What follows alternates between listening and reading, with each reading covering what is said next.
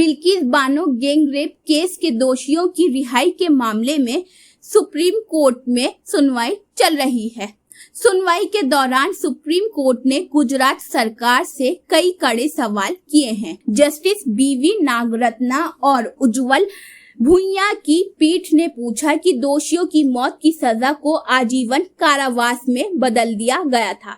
ऐसी स्थिति में उन्हें 14 साल की सजा के बाद कैसे रिहा किया जा सकता है। कोर्ट ने गुजरात सरकार से पूछा कि अन्य कैदियों को रिहाई की राहत क्यों नहीं दी गई। इसमें इन दोषियों को चुनिंदा तरीके से नीति का लाभ क्यों दिया गया। 2002 के गुजरात दंगों के दौरान बिल्किस बानो के साथ बलात्कार किया गया था और उनके परिजनों की हत्या की गई थी। इस मामले में दोषी ठहराए गए सभी 11 लोगों की समय पूर्व रिहाई की गई थी, जिसको लेकर सुप्रीम कोर्ट में सुनवाई चल रही है। सुप्रीम कोर्ट ने कहा है कि गुजरात सरकार राज्य सरकारों को दोषियों को छूट देने में चयनात्मक नहीं होना चाहिए था और प्रत्येक कैदी को सुधार और समाज के साथ फिर से जुड़ने का अवसर दिया जाना चाहिए। गुजरात सरकार ने दोषियों की समय पूर्व रिहाई के अपने फैसले का बचाव किया था। गुजरात सरकार की ओर से पेश अतिरिक्त सॉलिसिटर जनरल SV राजू ने कहा था, कानून के अनुसार दुर्दांत अपराधियों को भी खुद को सुधारने का मौका दिया जाना चाहिए।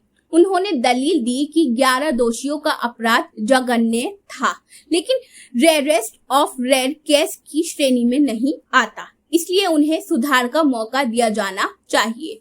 इस पर पीठ ने सवाल किया कि जेल में अन्य कैदियों पर ऐसा कानून कितना लागू किया जा रहा है।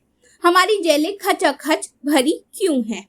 छूट की नीति सेलेक्टिव रूप से क्यों लागू की जा रही है? सुधार का अवसर केवल कुछ कैदियों को ही नहीं बल्कि प्रत्येक कैदी को दिया जाना चाहिए। लेकिन जहां दोषियों ने 14 साल की सजा पूरी कर ली है, वहां छूट की नीति कहां तक लागू हो रही है? क्या इसे सभी मामलों में लागू किया जा रहा है? अतिरिक्त सॉलिसिटर जनरल ने जवाब दिया कि सभी राज्यों को इस प्रश्न का उत्तर देना होगा और छूट नीति अलग अलग राज्यों में भिन्न होती है। राज्यों की छूट नीति पर टिप्पणी करते हुए पीठ ने कहा कि सवाल ये है कि क्या समय से पहले रिहाई की नीति उन सभी लोगों के संबंध में सभी मामलों में समान रूप से लागू की जा रही है जिन्होंने कारावास में 14 साल पूरे कर लिए हैं और इसके लिए पात्र हैं।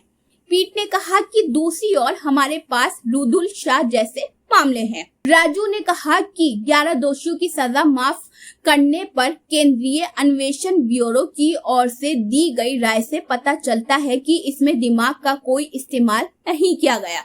CBI ने कहा था कि किया गया अपराध जघन्य और गंभीर था और इसलिए दोषियों को समय से पहले रिहा नहीं किया जा सकता और उनके साथ कोई नरमी नहीं बरती जा सकती। राजू ने कहा कि अपराध को जघन्य बताने के अलावा कुछ भी उल्लेख नहीं किया गया है। मुंबई में बैठे अधिकारी को जमीनी हकीकत का ज्ञान नहीं है। इस मामले में स्थानीय पुलिस अधीक्षक की राय CBI अधिकारी से ज्यादा उपयोगी है। उन्होंने कहा कि CBI की राय में दिमाग का कोई प्रयोग नहीं दिखता है। उन्होंने तथ्यों को दोहराया है और कहा है कि ये एक जघन्य अपराध है। छूट का उद्देश्य क्या है?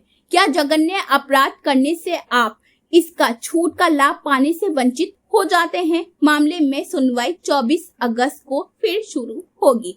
इस मामले में बिल्किस बानो की ओर से दी गई याचिका के अलावा TMC नेता महुआ मोइत्रा, CPIM नेता सुभाषिनी अली सहित कई अन्य की ओर से दी गई जनहित याचिकाओं ने छूट को चुनौती दी है। 2002 में गोधरा ट्रेन जलाने की घटना के बाद भड़के सांप्रदायिक दंगों के दौरान बिल्किस बानो के साथ गैंग रेप किया गया था। तब वे गर्भवती थीं। इस दौरान उनकी 3 साल की बेटी दंगों में मारे गए परिवार के 7 सदस्यों में से एक थी। तो ये थी नाजरीन बिल्किस बानो के ताल्लुक से अहम खबर। जिस तरीके से बिल्किस बानो के दोषियों को रिहा कर दिया गया था, अब इस मामले में सुप्रीम कोर्ट ने सवाल उठाए हैं। अब देखने वाली बात ये होगी कि बिल्किस बानो के जो दोषी हैं, जिनको रिहा कर दिया गया था, अब इस मामले में आगे क्या होता है। क्या बिल्किस बानो के दोषियों को सजा होती है या नहीं होती है? यूसरा अंसारी की रिपोर्ट। अगर आपने अभी तक हमारे चैनल को सब्सक्राइब नहीं किया है तो आज ही हमारे चैनल को सब्सक्राइब कीजिए ताकि आप देश और दुनिया से जुड़ी सभी खबरें देखते रहें। शुक्रिया।